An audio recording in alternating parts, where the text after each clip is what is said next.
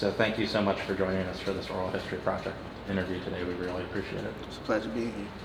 What's your name? How old are you, and where were you born? My name is Corcoran Holt, and I'm 39 years old. I'll be 40 in September. I'm from Washington, D.C. And where were you born? I was born in Charlotte, North Carolina. And when did you move to D.C.? Moved to D.C. when I was about 3.5, almost 4 years old.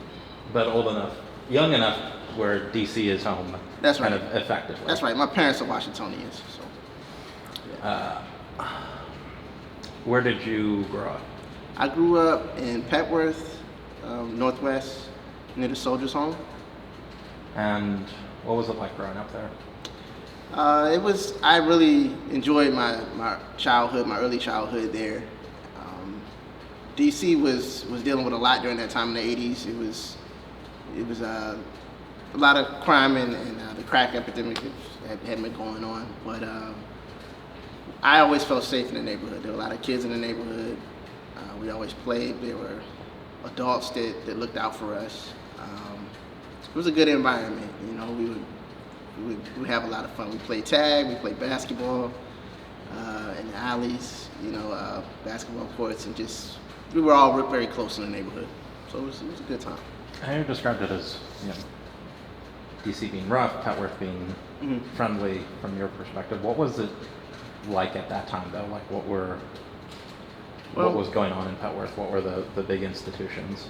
The big institutions in Petworth during that time were institutions that were being created kind of by my father, who he started doing camps, summer camps. He wanted to do summer camps. So he actually used the church over, on the other side of, Rock Creek Church Road.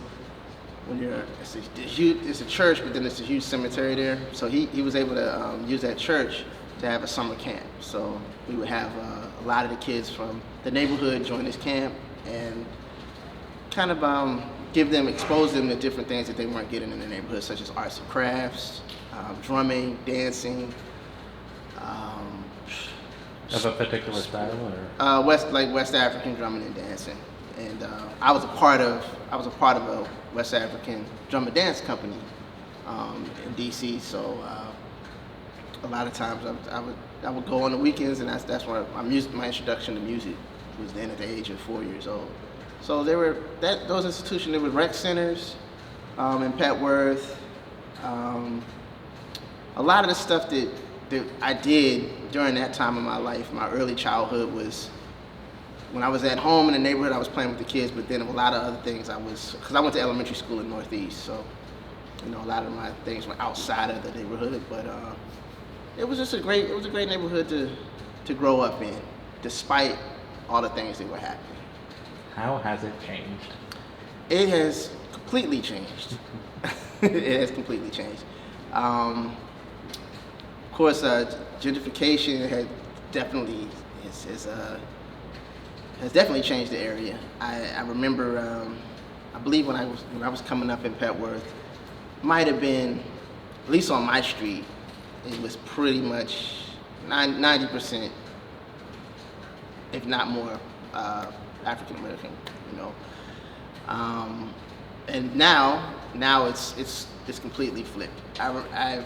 I drive through from time to time. We moved from there when I was 14 to 14th Street, but I drive through there just to reminisce on my old neighborhood, and it's completely changed. There aren't kids playing outside anymore. There are families, but it's more, it's culturally, it's flipped completely.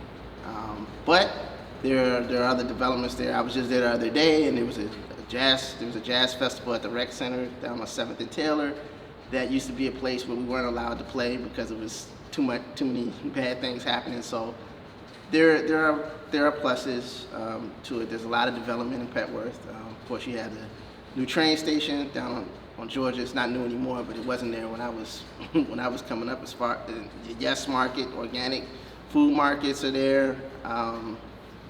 It's very clean. On the street that I grew up on. The restaurants. Restaurants, yeah, a lot of development. So it has changed. It has changed a lot. But, like a lot of DC. Yes, like most of DC. Yes. Do you think that's all a mix, or do you think is it a mixed thing, or is it largely kind of for the benefit of people who are kind of coming in and taking over, shall we say? I believe it's more so. I'm just moving back to DC, but from what I can see, I believe it's more so for the benefit of the people that are moving into DC, rather than the people that have been here this whole time. Because a lot of people that have been here this whole time can no longer afford to live here. What did your parents do? My father was a community development consultant. Worked at Georgetown when I was coming up. Eventually stopped working for them and started his own, became an entrepreneur and had his own consultant agency, if you will. And he planned trips to bring people to Jamaica, to the Caribbean, to Senegal, as a cultural exchange to expose people, to their history and their culture, where they came from. My mother worked at Walker and Dunlop, which was on 16th and K, back in the late 80s, 90s. She eventually stopped working there, and she went to massage school at PMTI and started her own private practice. So she's had her own private practice since 1993. Still going strong, and yeah. So that's what they did during that time. Private practice and private practice, massage therapy. Gotcha. Yep. Why was it important for your dad to be able to facilitate these opportunities of historical and cultural learning for African American people, I assume both in DC and elsewhere?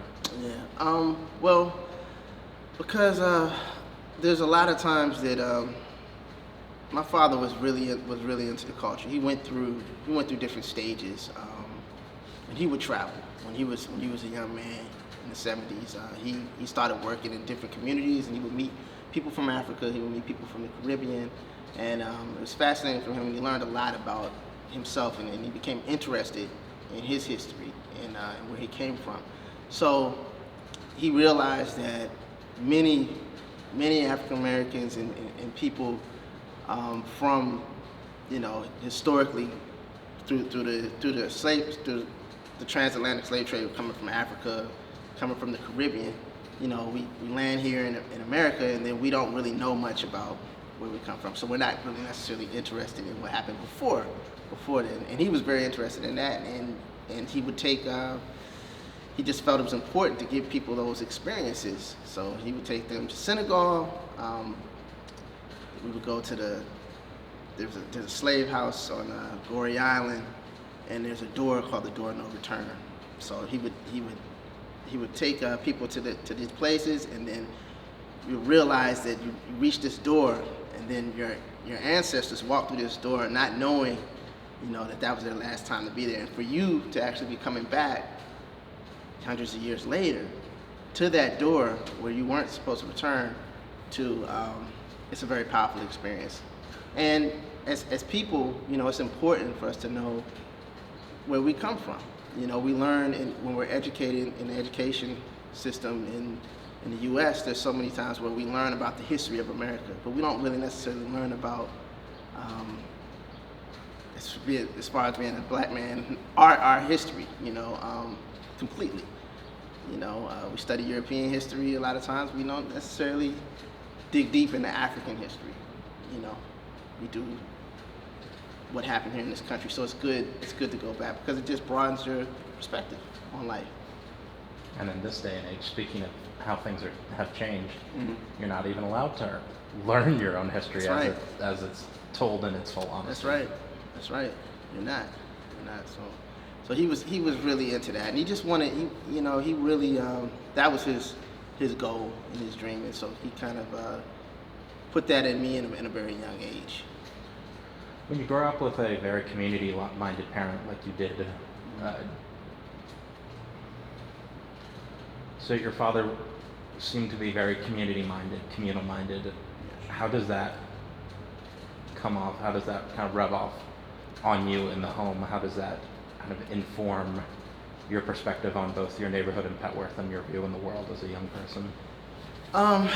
Well, community is always really important to me. At this stage in my life, being about to be 40 years old, and lived both in Washington, D.C., lived in Virginia, lived in New York City for almost 17 years, I could see that how important community is, because I'm a person who was raised in a very strong community in Washington. And now at this stage in my life, it's definitely rubbed off on me. Now that I have 2 kids, I'm thinking about the importance of community and bringing my children up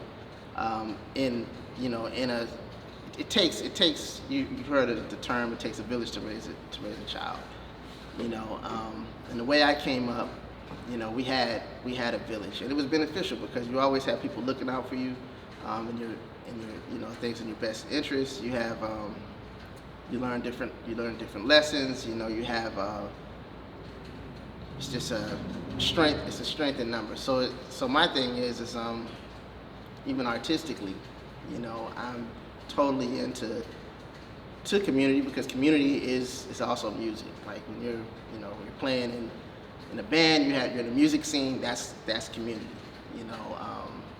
When you're playing sports, that's community. Church, that's community.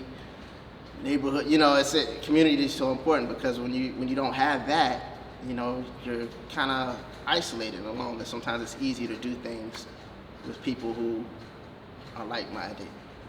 And I'm not saying that everybody in every community is like-minded, but you still learn from working with different people, and that's kind of like my take on it, and that's how kind of like how I live and what's important to me at this stage. I was gonna say that's jazz also. It is 100%. I mean, it's even sitting here at Westminster. This is a community-driven program that's been around for decades. When I was a kid, when I was a teenager, I would come here and listen to Butch Warren play, Keita Best play, and I was supported in a way that helped shape my life. You know what I mean? And going to Duke Ellington School of Arts, that's another form of community. So community is the reason why I've been able to do what I've been able to do in my career so far and in my life. And these major threads that bind the DC jazz community together. That's right. I was going to say, we'll get more on the church later, but if you could please explain for posterity and for the record here, who was Butch Warren and why is he not only important to DC but just to the whole history of jazz? So Butch Warren is a bass player from Washington, D.C. And when I was coming up, and even after, once I went to school and I really started getting into recordings and I was checking out all these Blue Note records, Butch Warren was one of the most recorded bass players on the Blue Note label, and being from Washington, D.C., it kind of trickled down historically, Butch Warren being here. I remember when I used to play at Twins when I was in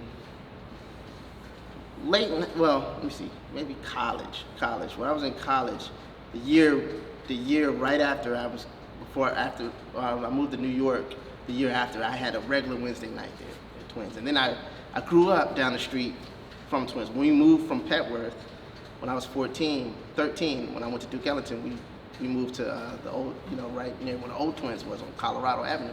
14th in Colorado. Exactly. So we were right there on 14th Street, my mom's house. She still lives there now.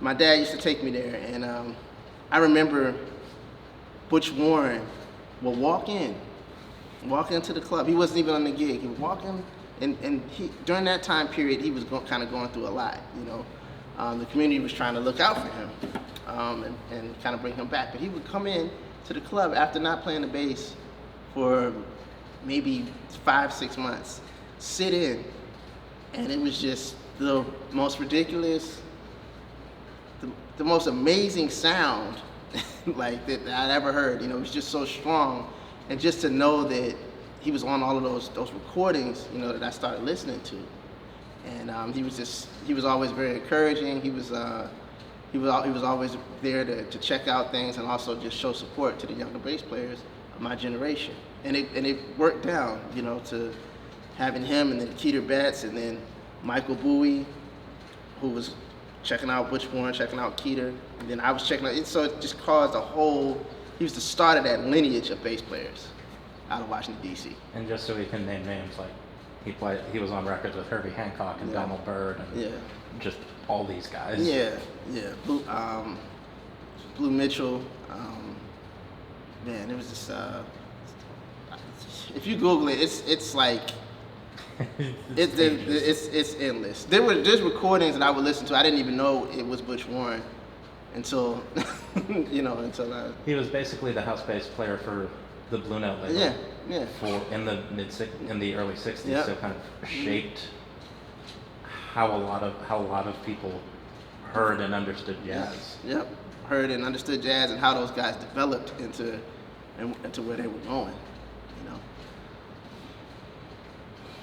Was that African drum and dance class, was that your first musical exposure? Or, It was. Well, let me roll back. Were your parents, you talked about your parents, did you grow up in a musical household where either of them either musicians or big music fans? You know, was there music around? Like what was? It was always music around. My parents, they weren't professional musicians, but there were always music around. My mom, she was always singing. She sang at church. You know, she sang at church. She played a little bit of piano. My father played a little clarinet, soprano, saxophone, percussion, just because they were music lovers. They were never professional, but my great grandfather was a bass player, and so that's kind of where it kind of all starts. It comes from North Carolina. Bless you, North Carolina. That whole lineage. So there was music all around. My great grandfather lived next door to John Coltrane when Coltrane was a kid, and taught him music. My grandmother went to high school with John Coltrane. My grandfather knew John Coltrane, so when Train would come and play at Bohemian Caverns, my grandfather would go hang out with him. And so my father was a music lover, as well as my mom. So they realized that they exposed me to it, and I loved it too. And the West African drumming that I started when I was 4, that was my first time really playing a musical instrument. And from that point on, I knew that I wanted to be a musician. Why? It was something that attracted me to it. The sound, the being able to look at an instrument, play it, create a sound, and be moved by it, and see how it was affecting the people that were listening, see how the dancers were dancing to it, to see how I was playing 2 drums at that time. I was playing samba and doon drum. Then I started playing djembe.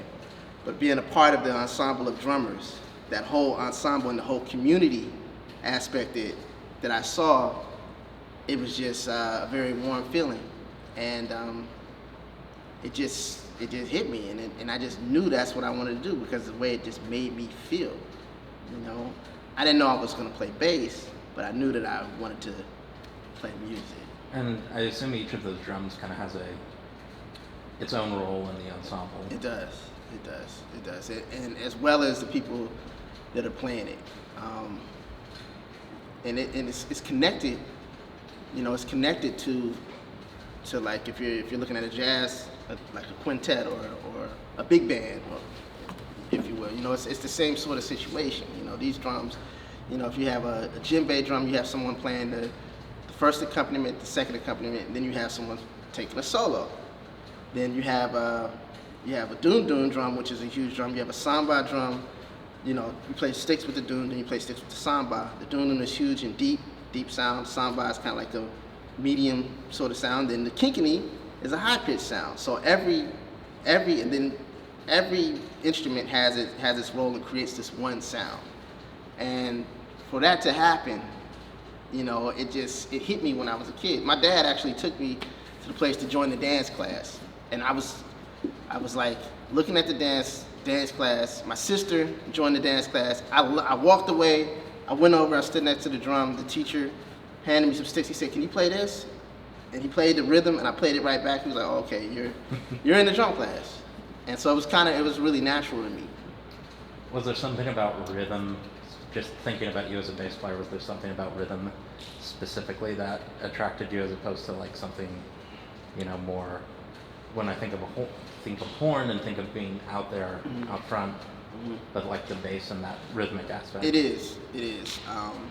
Yeah, so like, all I wanted to do at first was play drums, but then my dad wanted to sign me up in DC Youth Orchestra to play percussion. There were no spots available. He said, "I'm gonna sign you up on bass because it holds the time with the drums and pretty much every genre of music. The bass is the heartbeat."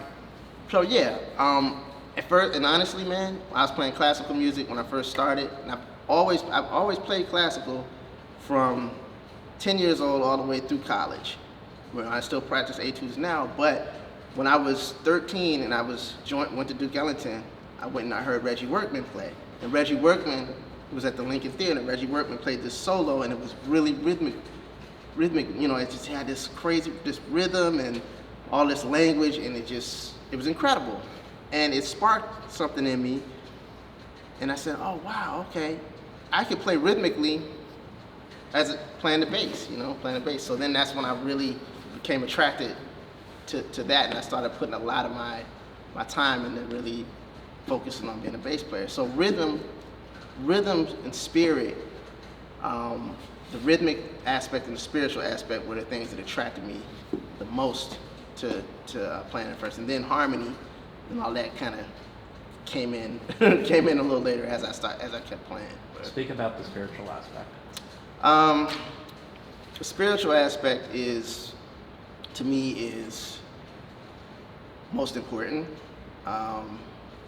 When I play, it's I'm constantly always trying to get to that place to where I can really connect with the sound that's around me, and the sound that I'm supporting, the sound that I'm giving, and trying to be connected to the listeners, and give my spirit, and just like get to that place, because the spirit is the spiritual aspect of the music.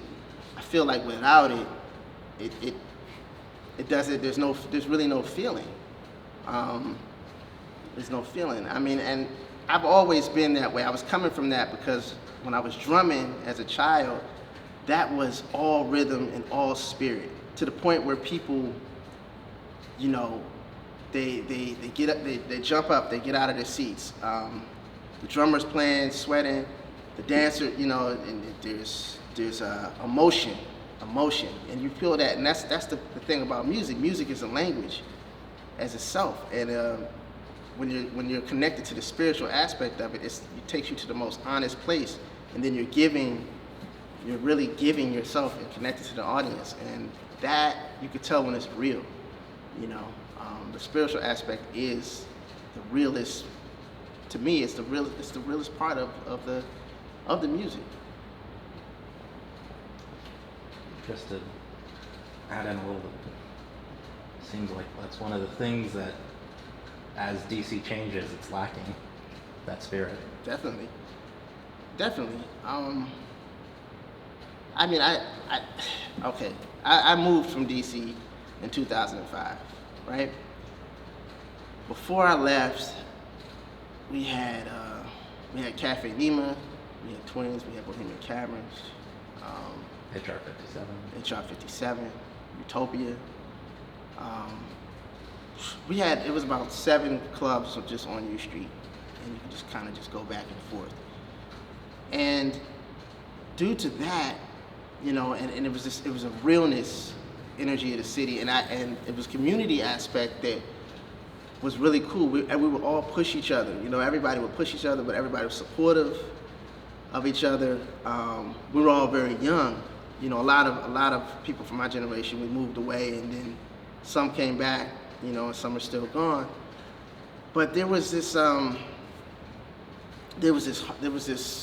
rhythm to DC that I felt, just driving down 14th Street, driving down Georgia Avenue. I moved back to DC in December. Of 2020. This past December 2021. And I always played. I would always come back and visit. I would always come back and visit or play with whoever I'm playing with, Blues Alley, Kidney Center, whatever. And I noticed there was a change in DC, but moving back, I really realized there's a change. It's still home. I always loved DC, but there's a lack of identity. But that's just because so many of the people that have moved here aren't from here, and a lot of the people that were here have moved out, and that it's a different vibe, and it wasn't like that. So that was part of my reason in coming back, is to try to bring some of my experience and my spirit back to the scene, and help build. So it's very different, but different is okay, because I'm different than I was before I came back. So before I left. So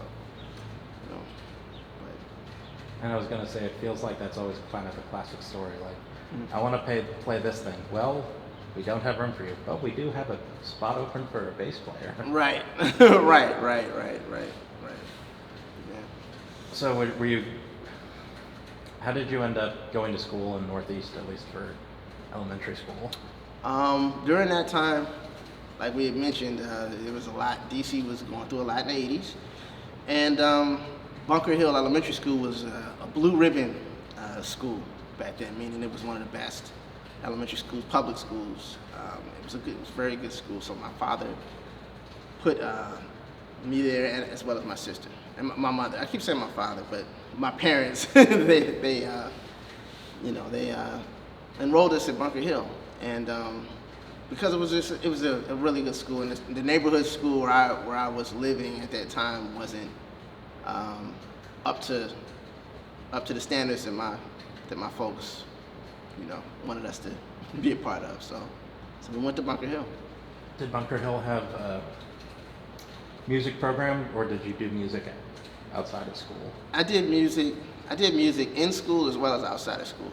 But Bunker Hill gave me an opportunity to be a part of shows. They would have these talent shows, and these days, like Paul Robeson Day, and they knew that I was deep in music when I was a kid, and so I had opportunities to perform at these different shows. They had of course we studied. We had a music class there, piano. We had a choir. When I was in the 4th grade, my 4th grade teacher was a singer as well. She turned our class into a choir, so we learned how to work together in a musical setting. Community again. Yeah, community again, and it was it wasn't necessarily an art school at all, but there were little things there that dealt with the arts, and I don't even think it was necessarily set that way, but it just kind of happened that way, the fact that my teacher could sing, When did you start playing the bass? I started playing the bass when I was 10. So still in elementary school. Mm-hmm. Still in elementary school. Was that through Bunker Hill, or was that through an after-school? That was program? On Saturdays at DC Youth Orchestra program, which was located at that time at Coolidge High School in Northwest. That's up on 5th Street, Northwest, near Tacoma, kind of going towards that way. Do you remember who ran that program? Yeah, it was a man named Lynn McLean. He was the founder. He was I don't really know Mr. McLean's history outside of the program, but he started the program years ago, and it still exists today. But yeah, it was a strong program. It was a strong program. And so was that classical music? Was it jazz? Was it? It was classical. It was completely classical. So you had different levels of You learn your instrument, you choose your instrument, you learn your instruments, and they have these different orchestras and ensembles. And the older you get, you advance to the next orchestra. And the more repertoire that you gain, the more knowledge you gain, you advance, and then eventually you're in the top level of the orchestra program. So it's like kind of pushes you, because you want to get to that next level. So I was there from 10 years old to 17 years old. So even while I might need to edit that. Yeah. Hold on. Is that cool? All right. 10 years old to 17 years old. Yeah. So even while you're at Ellington. Right. I was in Ellington during the week, and then Saturdays I was DC Youth Orchestra program. What are your parents playing at home? During that time? Yeah, and I mean not just. I know you mentioned they played instruments just for fun, but I'm wondering what type of music, records. Oh, What records are they playing? What's even. Yeah, kind of 4 to 10. Oh man! Early. What's coming into your brain? Wow. Okay. All kinds of different types of music. A lot of course, we had Bob Marley playing in the house. We had the Temptations playing in the house. We had Earth, Wind and Fire playing in the house. We had John Coltrane. We had Miles Davis, Tutu. We had Cassandra Wilson, Pat Metheny, Sounds of Blackness. See, Ja Utao, which is kind of like world music. See, my parents went through these different stages. Where, sure. They go through they evolved. I watched my parents evolve as people, depending on their profession, and when they would get deep into the culture. So Mamadi Keita, which is West African music, drumming, dancing. Yusa Ndour, Salif Keita as well, and let's see what else. Chuck Brown, Eva Cassidy, Herbie Hancock. And then in the '90s, like R&B, R&B stuff for us, ranging from. Well, of course, I mentioned Michael Jackson. Yeah. Cameo, and that was more of the '80s. Cameo. Prince. Well, my mom is like the huge Prince fan. I don't even know how I miss Prince. Jimi Hendrix. Curtis Mayfield, Marvin Gaye, Donny Hathaway. The list goes on and on. I was gonna say, but you're getting a pretty rigorous. Music I was getting a lot of music. Yeah, I was getting a lot of music when I was coming up. Yeah. Did that kind of then feed back into, as you're listening to all this stuff at home and playing drums and bass, like just continuing to fan the fire of love for music? Oh yeah, most definitely. Yeah, and it started then and it continues now. I still listen to the same music that I grew up listening to, and I play it for my kids. Yeah, it does, man. Like when I would hear, all of that music, for me, it wasn't necessarily a genre thing, even though they're all separated into different genres, but it was more like a feeling thing, So, bass lines from whether it's world bass lines, like when I'm writing music now, some of the stuff that I'll do, like I'm writing like a bass figure. It could be something very percussive. It could be something. It could be like a R&B bass line. It could be a reggae sort of thing. And it does. It all kind of like affected my ears and just my intake. My intake. It affected everything that I look at musically. It was the spirit.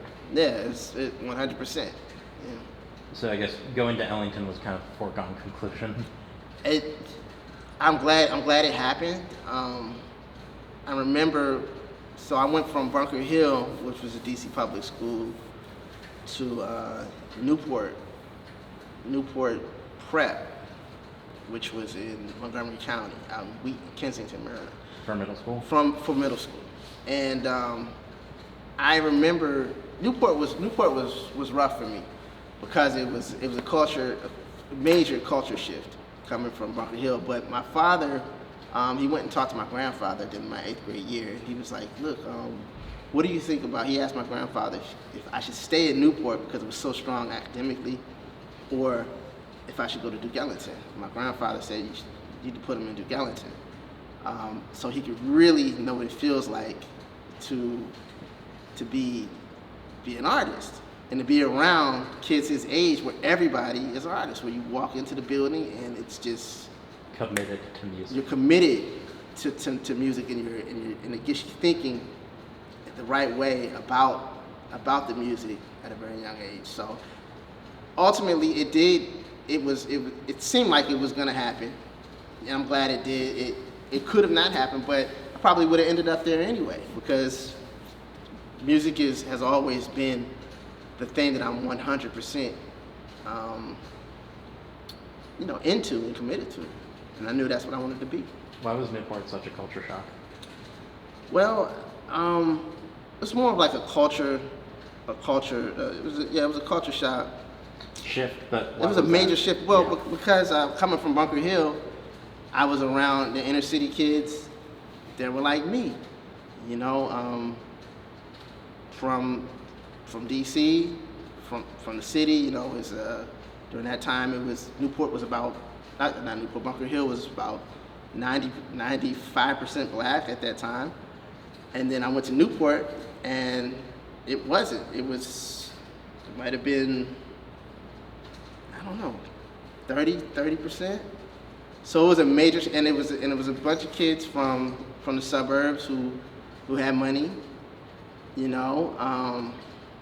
didn't necessarily understand me and where I was coming from. I'm coming out of this Afrocentric community. I had when I went to look at Newport, I remember I had like locks, like short dreadlocks on the top of my head during that time, and it was tough because the kids I just didn't relate to them.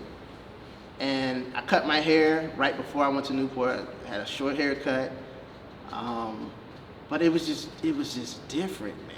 It was just different. It wasn't, the kids weren't into necessarily the things that I was into, and eventually, I found the people I could connect to. But it was just like college. College was a culture shock as well, So you arrived to Duke Ellington and immediately under the tutelage of one David Yarborough. That's right. Yep. David Yarborough lived across the street from my godparents. So my dad knew him. My parents knew him and his wife before I went to Duke Ellington, and they had a conversation, and they decided that he was also a part of that as well. Like, all right, Corcoran needs to come. So right away, Mr. Yarborough was kind of like my mentor, still is my mentor, but he was like my father figure in high school. I couldn't do anything because if I did anything bad in high school, he would hear about it. So when you arrive at that place where you're surrounded by people committed to art, what's that like for you? Man, I felt at home. I felt at home. I would say, I think about the feeling to this day. I graduated in the year 2000, but I started in 1996 at Duke Ellington. That feeling that I had when I walked into the building and I heard the horns playing in the hallway. We hear take the A train every morning as the bell to go to school. I just, you got the dance department, you got like the theater department. I just felt inspired, and it gives me goosebumps to this day because that feeling was the way I always wanted to feel for the rest of my life. In situations where there are artists that are better than me, that are inspiring me to get better. So it was just right away, I just, it felt right. It felt right. Like it was a perfect shift for me. I fell deeper in love with DC during that time. So I learned how to be a professional. Mr. Yarborough would set up gigs for us around the city. We just speak about learning to be a professional. So at Duke Ellington, school started at 8:30 normally, 8:30, 8:45, I think. We were there at 7 a.m. for jazz ensemble. 7 a.m. So I would be at the bus stop at 5:30, freezing cold, whatever, get the jazz ensemble. And if we're late, we had to pay money. So that was part of the first thing. Don't be late. You're gonna have to pay for it. Resembling kind of structures that were in the professional world. That's right.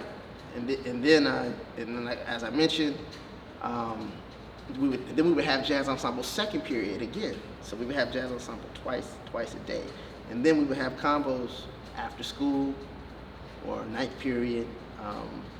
It was pretty amazing. But then Yarborough would set up these gigs for the different combos that he put together, and we would actually do gigs to make money outside of school. But the money didn't necessarily come to us directly. It went to a school trip that we would take. So if we would go to Paris in August or London or something like that, Marciac Jazz Festival.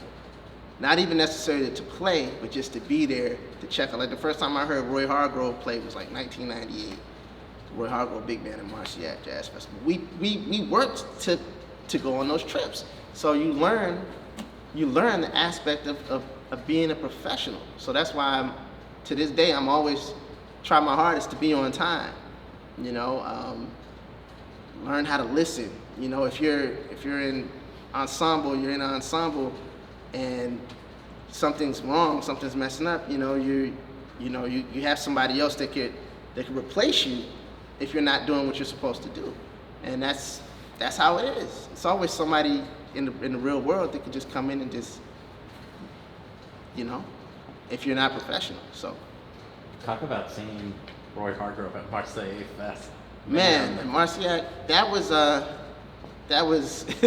incredible, man. That was incredible. I remember it was hot.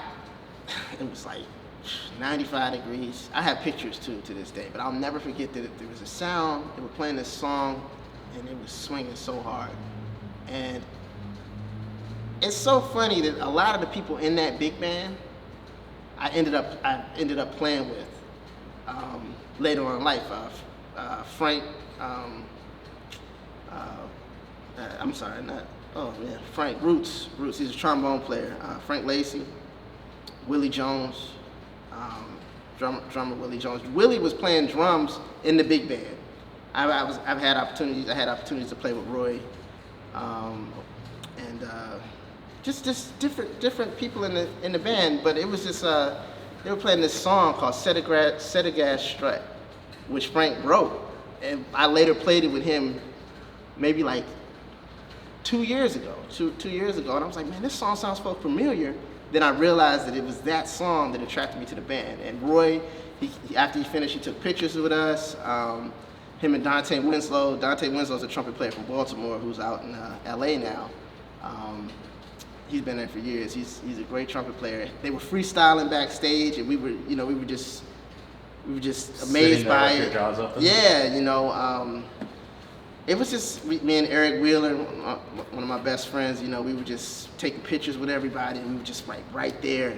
Just the sound. It was just inspiring, and you just want to be able to have that opportunity to get to play with these people. So that was like, I remember sitting on the back porch at my mom's house with Eric and a couple friends of mine. I was like, man, look, man, after school, I want to go to New York. I want to be able to play with Roy Hargrove. I want to be able to, I want to play at the Marseille Jazz Festival. Yeah, I want to play at the Marseille Jazz Festival. And now, I've played at the Marseille Jazz Festival numerous amount of times with different people, and it's a blessing, because just to be that inspired, man, I was just so inspired at a young age, you know, and that's what Duke Ellington did, you know. Yarborough would bring Wynton Marsalis to the school, Lincoln Center would come, Jimmy Heath would come, Nicholas Payton, Wycliffe Gordon, so. You mentioned Reggie Workman. Reggie Workman, you know, just all of these different people that truly were just there for us. And then to meet them and to be near, close to them, and to be able to pick, you know, quietly pick their brains, just watch them, was something else. And then to later have the opportunity to work with Jimmy Heath and to work with Wycliffe regularly, and, you know, play with Nicholas Payton, and, you know, it's just it's amazing. Things come full circle. Was Amin with Roy at that point? No, Amin was at that point. Amin was in college. Amin was in North Carolina. Yeah, Amin was still. I didn't. Yeah. Amin's 3 years older than me, so Amin joined Roy like around, I guess what, 2009, 2010, right before I joined. Right, yeah, before I joined Kenny Garrett. Amin was Amin was with Roy around that time. We're talking about Amin Salim, another DC Jazz bassist who played with Roy Hargrove from basically 2009 till his passing. Yeah, yep. And since we mentioned Reggie Workman, explain why, as a bass player, he is significant, and especially what picking his brain was like for you. Well, it's just he was the first bassist that I saw. Take that back. Keita Best was the first bassist that I saw that blew my mind, but in the performance space like that, like Lincoln Theater, Reggie, his whole rhythmic concept, his presence was contagious to me. He did something, and he made me realize that the possibilities of the instrument. And when I remember I went to audition at the New School. He was running the program at the New School. He was in the audition room with me. I did get accepted, but I didn't go to the New School. I decided not to go to the New School. But he's just a very wise man. I mean, he played with everybody. Art Blakey, the Jazz Messengers. You know, played with John. You know, he's on Giant Steps. He's on Giant Steps. You know. Yeah, it's just he's just just all the information, all the history, and I tell him that story. When I saw him, the last time I saw him, I told him that, of course, he wouldn't remember, but you know, I told him that he's the one that shifted the gear in my head and made me want to really focus on being a bass player, rather than just being a percussionist.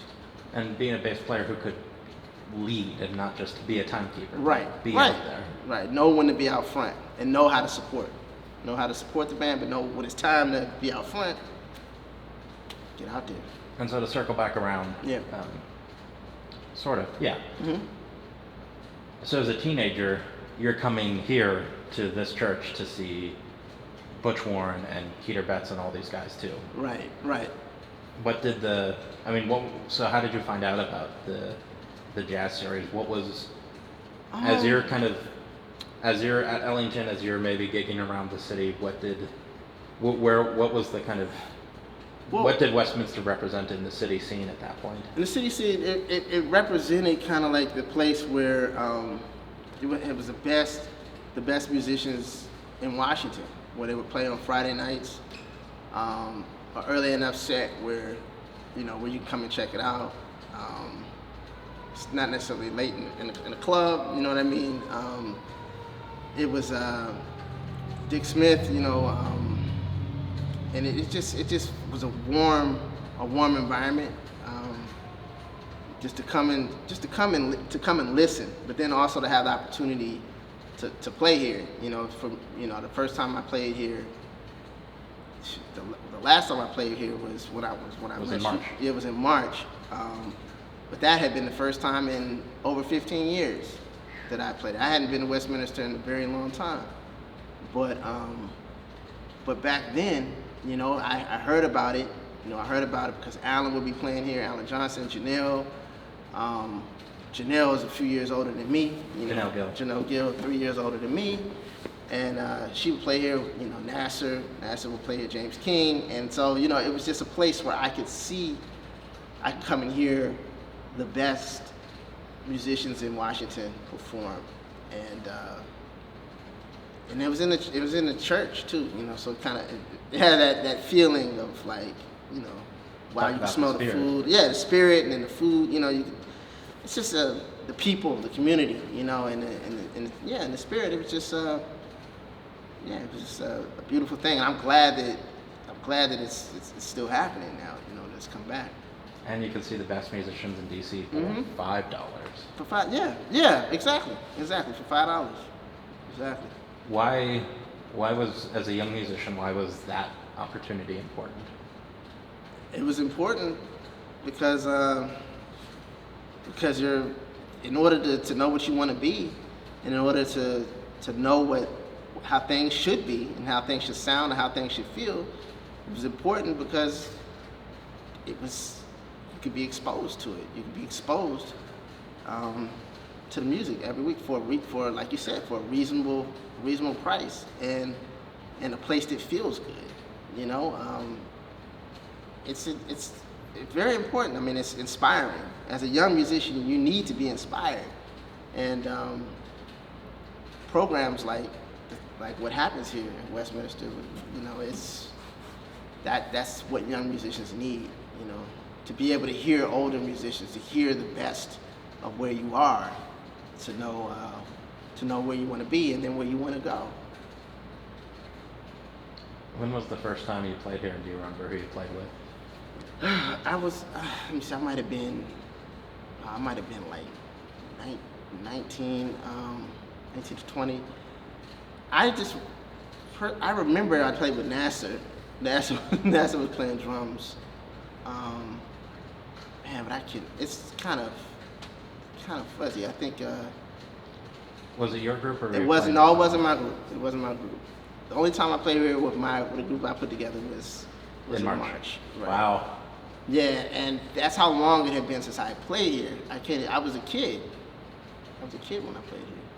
Must have been 2002 or 2001 or maybe even 2000. Do you remember what it was like getting that call to say like, hey, you're playing, do you want to play with me at Westminster?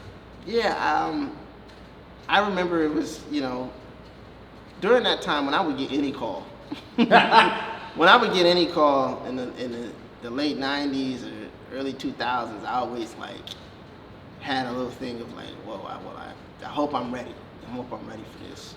And you know, and my teachers were always like, you wouldn't get the call if you weren't ready for it. And so I kind of just leaned on that. Of course, I probably had a little nervous energy, but I took it as an experience of what it was and what it was going to be. And yeah, that's what prepares you. That's what prepared me. Those kind of calls. Maybe I'm thinking too much about this being a church, but I'm just thinking, what does that aspect of humility in the music, both being humble to the music and being humble as a musician, what does that do as a musician? Is that important as a jazz musician? It's very important as a jazz musician. The issue is, in many situations, some people lose their sense of humility. I was always taught to remain humble. And it's very important because having that sense of humility, it makes people want to be around you. And it comes across in the music. Of course, you have people that are just like insane and super arrogant that are amazing musicians as well that affect people too. But longevity-wise, you know, a lot of those people, they rediscover their humility later on in life. You know, it kind of goes like that in ways. You get somewhere, your sense of humility may lessen. I've always been taught to remain humble, and people want to work with you. If you're easy to work with, you'll get opportunities that will allow you to continue to grow. You know, nobody wants to deal with someone extremely difficult, because then, and you may think you know everything, and then you know, it plays this, it puts this energy and this vibe out there that doesn't allow your tree to continue to be watered, because it cuts it off because nobody wants to deal with that. And as a musician, in order to grow, you know, to have these opportunities, humility is important. If that answered your question a little bit. What's playing for this audience like? Because it's a unique audience in DC. It is. It might be a unique audience for you as a world-traveled jazz musician. There Yeah, aren't many it is. audiences like this. It is. You know, it is a unique audience because it's normally an older audience. It's still the real DC audience. You know, they attract the community, the real people that love the music here.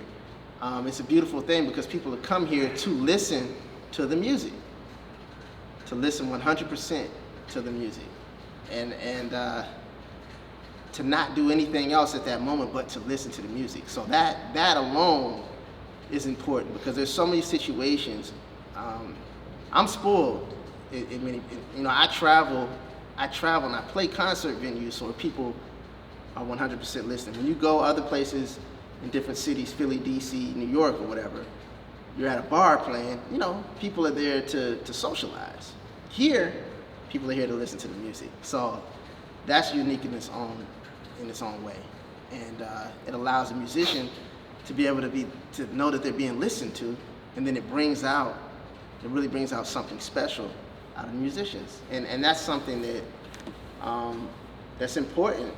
Even when I was younger, I mean, I'm not, you know, I'm still young, but but when I was a lot younger, you know, I to know what that feels like to play and to want to be listened to. That's important. You know, a lot of younger guys get gigs at different places where it's real loud and nobody's listening, and then they're not held accountable for what they're doing.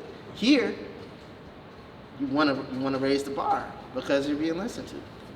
And also the audience, as I've been told by musicians and organizers here, the audience will also let you know if you're doing something wrong. Oh yeah, for sure. And the audience will let you know if you're doing something wrong, and the host will let you know if you're doing something wrong too. You know, Dick Smith keeps it 100. You know. When you say it attracts the real DC audience, what's the real DC audience to you?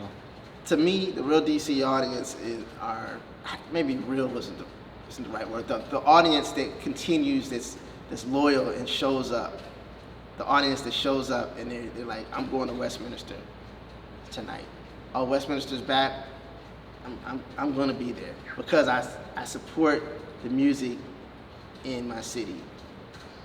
That's the real audience. They're not just coming to just not listen. You know, the real listeners, the people that understand, the people that want to understand, the people that want to connect. That's the real audience. I was gonna say, I feel like even in jazz clubs, that kind of spirit of coming to people to really listen can still be hard to come by. It can be hard to come by because attention span. You know, we're in a day and age right now where people they just want to say they're going to hear such and such. And they pull their phone out and they're looking at their phone, recording rather than taking in the actual experience. Or I'm here, you know, I'm at this spot, you know. Attention span is something that it's a problem. And fortunately, that's something that you don't really have to deal with here. It being a crowd of listeners and a crowd of older crowd that really understands what's going on and wants to. And if the older folks are bringing younger people here, they want them. They're going to tell them what they're listening to, be able to explain it. It's important. Where did you go to college? I went to college at Shenandoah University. In Virginia? In Winchester, Virginia. Why there? Why not, Howard or UDC or? Well, I didn't go to Howard or UDC because it was right down the street from where I grew up. My father I mean, I auditioned I got into schools in New York, I got into schools in Connecticut, Art School of Music, Howard, you know. But as far as not Howard in DC, because it was right here, and my dad realized I needed to focus and get out of my comfort zone again. He chose Shenandoah because there were, you know, it wasn't too far. It wasn't New York. I don't think he wanted me to be in New York at 17 years old. So I wanted to go to New York. I got to Shenandoah, and they had given me a scholarship, and it was a place where I could really become one with my instrument. I could really focus. It's a small program. It's a conservatory. Shenandoah also has a conservatory. The program was developing. It was a place where I could go to be a major part of the development of the program. So I was kind of like one of the pieces of the program during that time that was bringing it up, coming from DC, had gone to Duke Ellington, and it was different. It was like going from Bunker Hill to Newport all over again. And so it was weird at first, but I became extremely connected to the music because all I could do was practice. All I wanted to do was listen to music 24 hours a day. So I was just listening to records, and started to feel like I gained personal relationships with Freddie Hubbard and Train and Duke Ellington and and McCoy, Joe Henderson, Wayne Short. I listened so much that I could hear them, I could just hear them right away. And I lived with 2 trumpet players for 3 years. It was different, man. It was something that kind of grew on me, but it inspired me. It inspired me for what was going to happen after. I had to sit and I had to realize it may not be the most exciting place in the world, but when I get this degree, I'm pumped. I was pumped to go back to DC for a year and then go to New York. What do you mean by it inspired you for what you would do after? Because I was listening to all of these recordings, and it kind of backtracked to my freshman year. I was not inspired by my teachers at all, and I was going to leave. But Shenandoah gave me an opportunity to choose who I wanted to study with. So I chose Michael Bowie. So they said, okay. And I said, I have a car now. Mike was coming out to the school at first. I said, can I go home to DC on the weekends and take my lessons at Mike's house? So I started going home because Mike lived up the street from my mom. So I was inspired to be able to develop and make my own decisions about kind of like what I wanted to do. They allowed that. The thing that was the most inspiring, as I mentioned, were the recordings that I was listening to. And Michael actually ended up being, should we wait?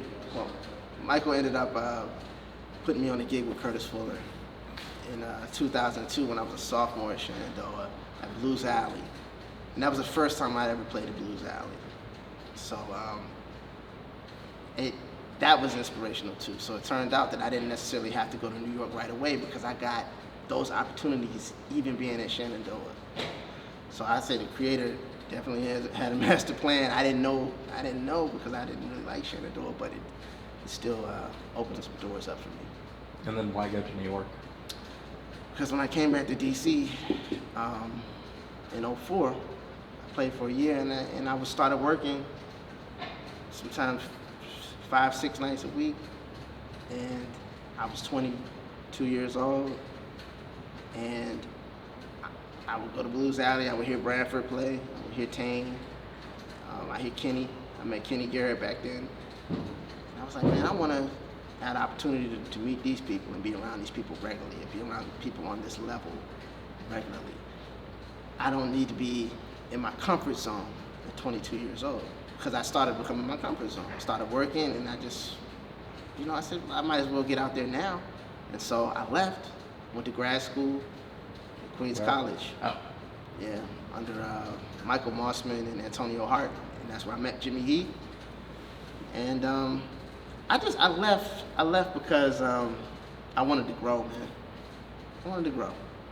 I wanted to give myself an opportunity to grow. I didn't know what was going to happen, but I wanted to go to the next level. And so for the 15 years you live in New York, I assume like a lot of jazz musicians, you're living in New York, but half the time you're living out of a suitcase. Yeah, that kind of happened. I started touring. I moved to New York in 2005. I started touring. I was touring like I did a tour my first 3 weeks of grad school. But then I was in New York a lot on the scene, meeting a lot of people on the scene. I would go out here and there. But then when I started working with Javon Jackson and Steve Teray, Wyclef Gordon, and then Kenny, those started getting me out there a lot more. So I was living out of the suitcase pretty much from 2011 to last week. I just got back last week. Another tour with Kenny. Yeah, I was on another tour. It's interesting because you get tired of being in New York, but you appreciate it when you get to go out and then come back. Same with DC. I was gonna say eventually you did come back to DC. Yeah. What spurred that? I think it was the pandemic, and honestly, I always wanted to come back to DC. After I moved to New York, I missed DC because it was comfortable. DC it's a nicer city. It's a lot more chill than New York. It's cleaner. My family was here, I always wanted to come back, but artistically, the deeper I got in artistically, that's why I stayed in New York for 16 years. And during the pandemic, my son was born in 2018. He was 2, then the pandemic hit, and then my daughter was born September 11th of last year. And we were living in our apartment in Brooklyn, and I needed a change. For my family, be in a more comfortable space. And then the older I've gotten, I've become more of a community-oriented type of guy, and I became concerned about the scene here in DC because I remember how amazing it was. I don't know exactly how I'm seeing how it is. It's still cool. It's still cool. It's a lot going on. I didn't know a lot about Capital Bop. I'm learning about these different organizations that are uplifting the scene here, and it's a beautiful thing. So my thing was to come back to be a part of that, to be a part of giving my experience from traveling the world so many times and living in New York and working with all these different people and bringing that and being from here to come back and give it back to the scene and give it back to the next generation. I think you said you live in Silver Spring now, and Yeah, I'm in downtown Silver Spring now. That's a very different pace of life than Brooklyn. Oh, it's night and day. It's night and day. It's really something. My wife is a New Yorker, so she misses New York. I miss New York too, but I was just there yesterday. I still work, bounce back and forth. She bounces back and forth. It's a totally different pace, but it's good. It's good for the moment. It's good to figure out what's next. I needed time, space to be able to think, and to be able to be around family, and to be able to be where around where I came from. As a reminder of who I am, even though it's changed so much, but it's still doing a lot of good. I was gonna say, when you moved you had said you would, come back to DC, you'd play here, you'd come down and play here whenever you could. But when you really got here and landed in 2021, both maybe jazz scene and the city overall, we talked about it in the microcosm of Petworth, but how for you had the city changed? And well, I just realized I didn't know it. I don't really know it anymore. I don't really know the city anymore because all the places I used to play at are gone. So I'm learning. I'm learning. It's a whole nother generation of cats here. But it's changed. Like I just, you know, I'm figuring out I'm playing. You know, I'm playing a lot more when I'm home. I was just gone for almost 3 months just now, but even coming back here, I'm able to set up things. And I'm learning about the new spaces, the few places over in Brooklyn. It's just it's changed a lot. Is that what? Sorry, Eddie. What was your question though? Yeah, like how do you perceive it has changed? Oh, how has it changed? Okay, it's changed because from what I can see, there aren't a lot of. When I was coming up, there were more older musicians holding us accountable for to grow and to just be here to inspire us. And I think the scene has changed. It's a lot more. It's more faces from people that aren't from DC that have come here, whether in college or not, and they're learning and they're developing. So it's a lot of younger musicians here than it was, even though I'm older now. But a lot of people that when I was here, they're gone. You know, some of them are gone, and some of them are still here. Of course, like Nasser still here. Thad Wilson is still here. Dave, yeah, Mr. Yarborough. You know, but the scene is just it's changed. There's less venues that I know of, but I'm discovering all of these new places, which are quite nice. So I'm excited to, you know, for while I'm in this stage of my life, to be able to give to give the information that I've had and be a part of what's happening here.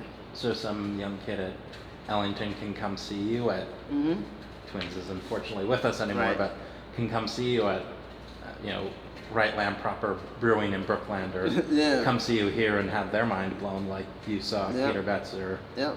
before. Yep. Blues Alley, Keystone Corner. You know, I mean, it's important. I've been doing that.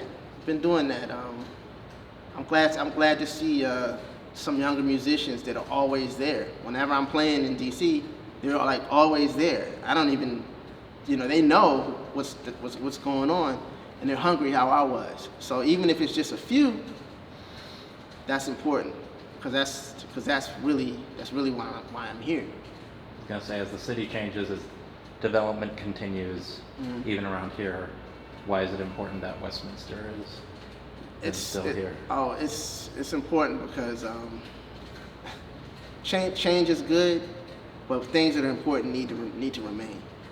And Westminster has been here for so long, and we want 20 years from now, we want someone else to be sitting here telling stories about how what Westminster did for them, or what certain staples in the community do for them, because we've lost.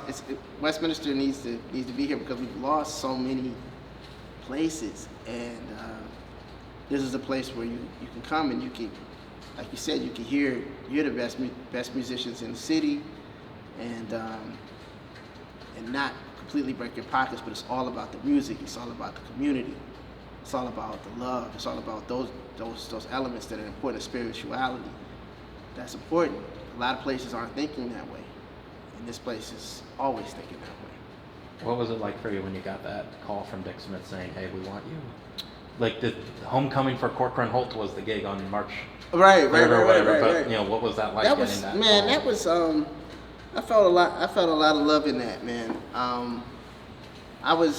It felt good because from when I hadn't been here in so long, and just to be home and then be able to play here amongst the community, invite my family, friends, having gone through that, dealing with COVID, I never had, but like the pandemic, and Omicron hitting in December, and then everything closing down, and then in March getting the call.